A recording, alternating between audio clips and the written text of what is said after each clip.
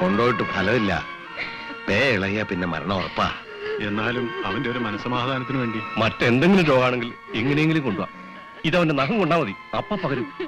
ഇളകുന്ന സമയത്ത് ഒരു ബോധം ഉണ്ടാവില്ല. ഇടയ്ക്ക് ഒരു മിനിറ്റ് ബോധം ഉണ്ടാകുമ്പോഴാ ഇതൊക്കെ വിളിച്ചു പറയണത്. എന്നെ എങ്ങനെങ്കിലും രക്ഷിക്കും. എന്റെ മോൻ അപ്പനില്ലാതാവും. എന്നെ രക്ഷിക്ക്. ബത്തേരിയിൽ ഒരു നാട്ടുവൈദ്യനുണ്ട്. അവിടെ എത്തിച്ച മൂപ്പര് മരുന്ന് തരും.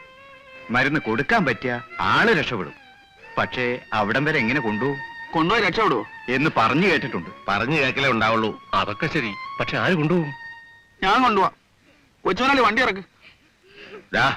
നീ വെറുതെ സാഹസം ഒന്നും കാട്ടണ്ട. മനുഷ്യനല്ലേ അച്ചോ, പകരം അങ്ങോട്ട് പകരട്ടെ.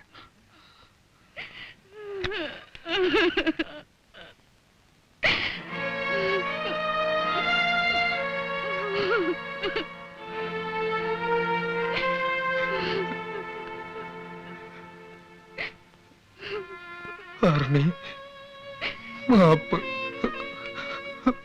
മാപ്പ്. സൂക്ഷിക്കണം. ഇതാ കെട്ടിക്കോ. എന്റെ നാം കൊള്ളാതെ സൂക്ഷിക്കണം. നോക്കണേ.